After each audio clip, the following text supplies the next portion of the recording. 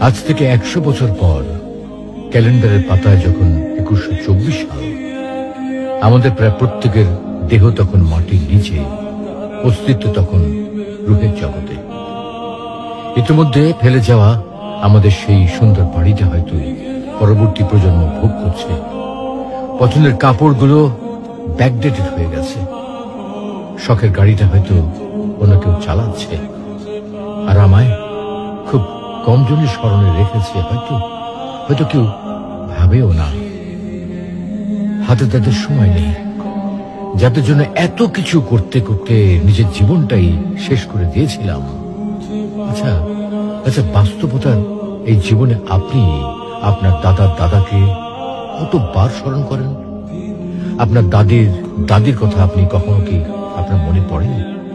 পৃথিবীর বুকে আজকে এই বেঁচে থাকা, এত হইচই, এত মায়া কান্না এভাবেই চলছে।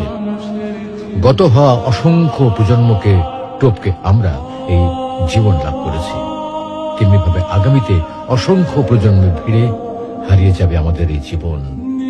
কিন্তু খুব কম লোকই সময় পায় ফেলে যাওয়া জীবনটা একটু ফিরে দেখার।